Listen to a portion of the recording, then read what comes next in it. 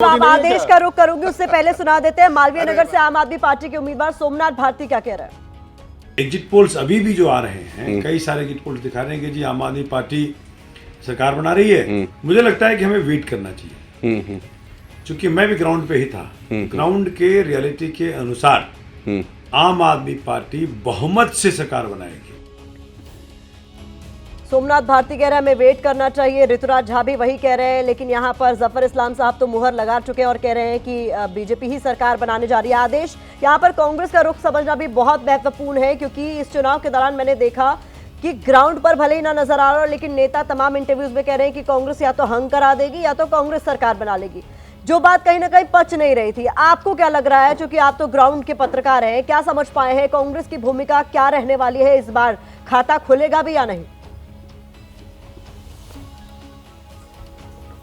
नहीं, देखिए, मुझे लगता है कि 2-3 सीटें ऐसी हैं कांग्रेस पार्टी की जो जहां उनके कैंडिडेट चुनाव लड़ रहे हैं। अच्छा, एक है देवेंद्र यादव की सीट, दूसरी है अभिषेक दत्त और तीसरी है रोहित चौधरी की सीट। ये तीनों कैंडिडेट का जो वोट होगा वो काफ़ी अच्छा होगा। जीतने की स्थिति है या नहीं है कहना मुश्किल है, क्योंकि मुझे लगता नहीं है कि कोई एक 0 से 2 सीट में दे सकता हूँ कांग्रेस पार्टी को। इसमें भी थोड़ा सा डाइसी मुझे लग रहा है। कांग्रेस पार्टी की भूमिका इतनी है कि वो 10,000 से ऊपर कहाँ तक जा सकते हैं उनके कैंडिडेट। कम से कम 18 से 20 कैंडिडेट ऐसे चाहिए कांग्रेस पार्टी को जो 10,000 से ऊपर वोट लेके आए, 12, 15, 18, 20, 22, 25 तक जा सके। तब जाके ये फाइट होती है ट्रायंगुलर, और तब जाके आम आदमी पार्टी का नुकसान होगा और बीजेपी का इससे फायदा मिलेगा। अब ये सिचुएशन कैसे बन रही है? दरअसल ये देखिए कि अगर मैं डाटा उठाऊं 2020 का और 2015 का, तो 2015 में सिर्फ 36 सीटें ऐसी थी जिनके ऊपर कांग्रेस पार्टी को 10,000 से ऊपर वोट मिला था और मैक्सिमम 30,000 तक गया था। 2020 में 8 सीटें ऐसी थी जिसमें 10,000 से ऊपर वोट मिला था और मैक्सिमम 25,000 30,000 तक गया था। अब आप सोचेंगे कि जब ऐसा पहले हो चुका है तो अब कांग्रेस पार्टी ऐसा क्या कर देगी कि ये जिससे नुकसान आम आदमी पार्टी का होगा। पहला कारण इसका ये है कि आम आदमी पार्टी के खिलाफ एंटी इनकम्बेंसी है, नंबर 1। इसलिए अरविंद केजरीवाल ने 23 टिकटें काटी हैं और सीटें चेंज भी करी हैं। उनमें से जो प्रवक्ता साहब बैठे हैं, झा साहब, उनमें से एक आपके स्टूडियो में भी हैं। दूसरी वजह यह है कि अरविंद के खिलाफ शराब घोटाले और शीश महल का आरोप है। अब अरविंद केजरीवाल भी ना आंदोलन से आए हुए राजनेता नहीं रहे हैं, अब वो भी बाकी दलों की तरह वैसे ही नेता हो गए हैं जो जैसे कोई भी नेता होता है। तो हम ये नहीं कह सकते अरविंद केजरीवाल को कि ये करप्शन मुक्त करने आए थे, ये लोकपाल को लेके आए थे। अब ऋतुराज जी कह रहे थे कि लॉ एंड ऑर्डर की बहुत बड़ी स्थिति खराब है दिल्ली के अंदर। जब यही बात शीला दीक्षित कहती थी तो अरविंद केजरीवाल कहते थे कि हमें दे के दिखाओ, हम ठीक कर देंगे। आज जब आपके और एलजी के बीच में कोऑर्डिनेशन नहीं है तो आपको अब ये कहना पड़ रहा है कि law and order Amit Shah के पास है, होम मिनिस्ट्री उनके पास है। तो जब आप इससे बाहर थे तब आपने ये कहा कि हमें दे दो, हम ठीक कर देंगे। एक बार आप दे के देख लो। तो आपको 3 बार दे दिया, लेकिन आपसे लॉ एंड ऑर्डर ठीक नहीं हुआ। क्योंकि इसमें कोऑर्डिनेशन चाहिए, इसमें सेंटर और स्टेट के बीच का कोऑर्डिनेशन बहुत महत्वपूर्ण होता है। और शीला जी ये बात कहती थी हमेशा, एक बार उन्होंने मुझे भी कहा था कि मैं हफ्ते में 1 बार जाती हूँ और जाके मिलती हूँ एलजी साहब से, तब जाके दिल्ली के विकास के काम होते हैं। तो जब आपका सवाल था उस पर वापस आता हूँ कि कांग्रेस पार्टी की भूमिका क्या है। कांग्रेस पार्टी की भूमिका ये है कि वो जितना ज़्यादा वोट ले गया है, कांग्रेस पार्टी ये चाहती है कि इन 18 से 20 सीटों पे जितना भी वोट ला सके ठीक है, लेकिन ओवरऑल उनको 12 से 15% वोट शेयर चाहिए जो 4.5% पे आज है। अगर वो इसमें कामयाब होती है, यानी 10 से ऊपर अगर जाती है तो ट्रायंगुलर फाइट हो जाएगी और आम आदमी पार्टी का नुकसान होगा, जिससे बीजेपी को फायदा मिलेगा। अब सवाल ये उठ रहा है कि यार इंडिया अलायंस में ये क्या हो रहा है कि आज कांग्रेस पार्टी चुनाव ऐसा लड़ रही है कि जिससे सरकार बीजेपी की बन जाए। दरअसल इसके पीछे की वजह यह है कि जहां जहां आम आदमी पार्टी जाती है, गुजरात में, दिल्ली में, पंजाब में, वो सिर्फ कांग्रेस पार्टी का वोट खा रही है। तो इन तीनों राज्यों के नेताओं ने अपने लीडरशिप को कन्विंस किया, राहुल गांधी को कन्विंस किया कि हमें सत्तारूढ़ पार्टी के खिलाफ लड़ना चाहिए। हम कब तक इस बात पे खुश होंगे कि हमने बीजेपी को हरा दिया और दूसरी पार्टी जीत गई, भले ही कांग्रेस पार्टी 0 पे रहे। तो ये है इसके पीछे की कहानी। कांग्रेस की जो स्ट्रैटेजी है कि वो लड़ना चाहती है, अपना खोया हुआ ग्राउंड वापस पाना चाहती है। उनको पता है कि उनको सीट नहीं आएंगी, लेकिन उनका जो वोट शेयर है, उनका जो संगठन है, उसको रिवाइव करना चाहती है। क्योंकि एक मैसेज ये गया था लोकसभा चुनाव में कि आम आदमी पार्टी और कांग्रेस कभी भी मिल जाते हैं। इसीलिए कांग्रेस पार्टी के नेताओं ने स्ट्रॉन्ग स्टैंड लिया केजरीवाल के खिलाफ चाहे अजय माकन का स्टैंड हो, चाहे राहुल गांधी का स्टैंड हो, और इंडिया अलायंस के सहयोगियों ने जब अरविंद केजरीवाल को समर्थन दिया, 4 पार्टियों ने, जबकि उनका कोई वोट बैंक नहीं है यहाँ पे, तो उस बात से कांग्रेस के भीतर नाराजगी हुई और फिर राहुल गांधी ने सीधे हमले अरविंद केजरीवाल पे किए। देखिए कहीं ना कहीं यही बात का क्या फायदा आप मान के चल रहे हैं जफर इस्लाम साहब कि आप लोगों को होने वाला है? कांग्रेस ने बेहतर परफॉर्म किया क्योंकि आप लोग तो 26-27 साल से दिल्ली की सत्ता से बाहर हैं, तो आपके पास बताने और दिखाने के लिए जनता को कुछ नहीं है। कांग्रेस ने बेहतर परफॉर्म किया तो आम आदमी पार्टी के वोटों में सेंध लगेगी और उसका फायदा सीधे सीधे आपको मतलब बीजेपी को। देखिए, हम भी चाहते हैं कि कोई नेशनल पार्टी जो है वो हमारे साथ इलेक्शन में नेशनल लेवल की पार्टी जो है खड़ी रहे। तो अगर ये खड़ी होती है, कांग्रेस को मौका मिलता है तो ठीक है, जनता देगी कि भाई उनको थोड़ा 10-12% वोट देती है तो ठीक है, इसमें हम और आप कुछ नहीं कर सकते, वो उनकी अपनी सोच है। हम तो अपनी पार्टी के बारे में बात कर सकते हैं कि हम चाहते हैं कि जनता की सेवा करना और जनता के लिए समर्पित होकर काम करना। अब इसके लिए जो भी परिश्रम करना पड़ेगा हम करेंगे, और जनता को इसका विश्वास है, और इसलिए जनता ने आशीर्वाद दिया है कि जनता ने आशीर्वाद मन बनाया आशीर्वाद देने का कि ये पार्टी जो है 27 साल से नहीं है, और जब बोलते हैं ना कि एक हंगर है लोगों की सेवा करने की, जनता की सेवा करने के लिए, यहाँ के विकास के लिए, तो वो हम करने के लिए बिल्कुल कमिटेड हैं और हम करके दिखाएंगे।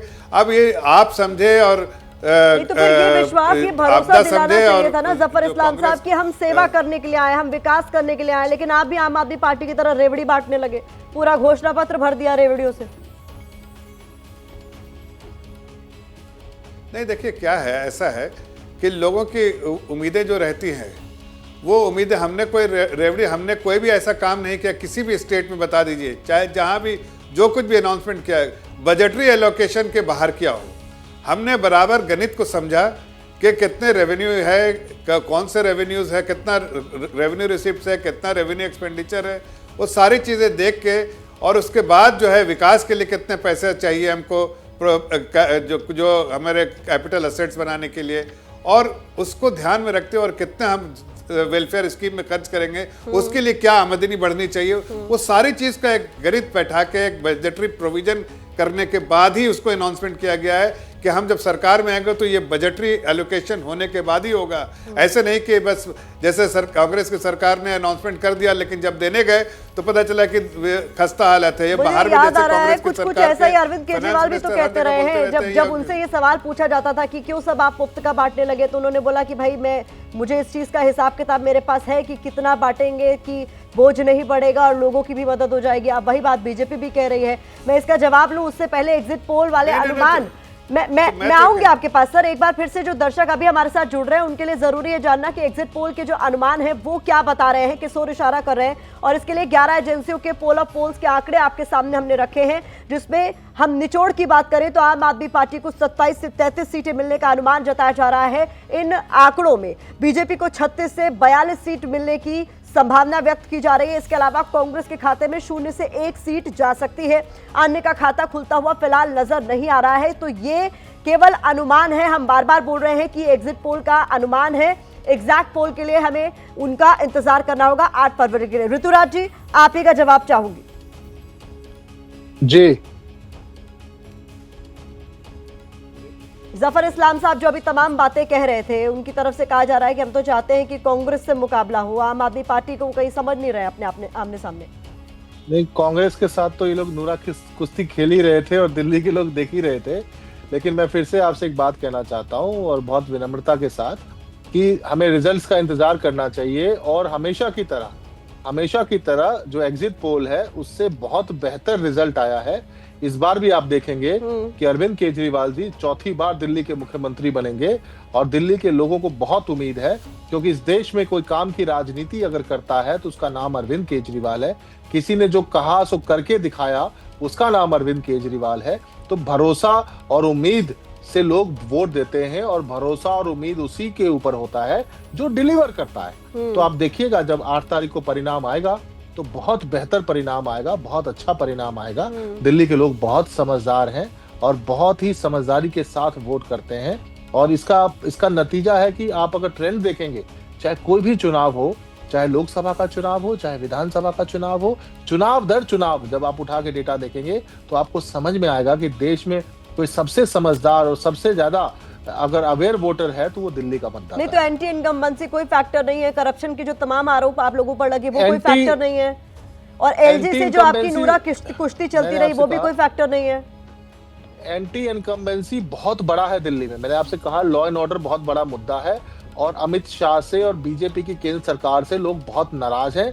जिस तरीके से शूट आउट हो रहा है, जिस तरीके से लॉ एंड ऑर्डर की स्थिति हो रखी है और जिस तरीके से केंद्र की सरकार जो है सो पूरी तरीके से दिल्ली को गुंडागर्दी के अंदर में धकेल दिया है, और जिस तरीके से बदले की भावना से दिल्ली जो है सो केंद्र की सरकार काम करती है उससे दिल्ली की जनता बहुत नाराज है। और एक तरफ अरविंद केजरीवाल जी इनसे लड़कर के भी दिल्ली के जनता के हक और अधिकार के लिए काम करा रहे हैं, और ये लोग उल्टे सीधे बिल ला करके जीएनसीटी एक्ट और ये वो ला करके तंग करते हैं। फिर भी केजरीवाल जी ने काम कराया। इनके तमाम कीचड़, षड्यंत्र, जेल सब कुछ का जवाब दिया, और 2-2.5 साल कोरोना में खराब होने के बाद भी दिल्ली की जनता के लिए काम किया। तो उस अरविंद केजरीवाल जी को एलजी चौथी से बार आपकी दिल्ली नूरा की जनता कुश्ती की मुख्यमंत्री वजह से बनाया ही है। बीजेपी ने ये बात और इवन कांग्रेस ने भी लोगों को ये समझाने की कोशिश की है कि जब हम थे तो हमारी इतनी खींचतान तो नहीं चलती थी, दिल्ली के तमाम काम होते थे। बीजेपी ये कहने की कोशिश कर रही है कि डबल इंजन की सरकार होती तो दिल्ली किस रफ्तार से आगे दौड़ रही होती, देखने वाली बात होती, और यही बात बार बार लोगों के बीच में पहुंचाई गई है। मैं आपको बताऊं, दिल्ली में डबल इंजन की सरकार पिछले लगभग, आप देखिए केंद्र में किसकी सरकार, मोदी जी की सरकार। नगर निगम में किसकी सरकार थी 15 साल से, तो भारतीय जनता पार्टी की सरकार। तो 2 साल पहले हमें नगर निगम मिला है। तो आप देखिए कि लगभग 9 साल तक दिल्ली में डबल इंजन की सरकार थी। तो कोई 2 काम बता दो जो आपने किया हो। कूड़े का पहाड़ इकट्ठा कर दिया, पूरे नगर निगम को बर्बाद कर दिया, निगम के स्कूल जाके देखो टीना टप्पर के कर दिए। ये किस मुंह से डबल इंजन की सरकार बोलते हैं? डबल इंजन की सरकार है उत्तर प्रदेश में, टीना टप्पर के स्कूल है, जाके देखो। राजस्थान में डबल इंजन की सरकार है, मध्य प्रदेश में तो अपने अपने दावे लगातार पॉलिटिकल पार्टीज कर रही हैं, और इसमें जो फैसला है वो जनता जनार्दन ने कर दिया है। नतीजों में सब कुछ साफ हो जाएगा जब एग्जैक्ट पोल्स के नतीजे आएंगे। लेकिन महा एग्जिट पोल एबीपी न्यूज पर लगातार जारी।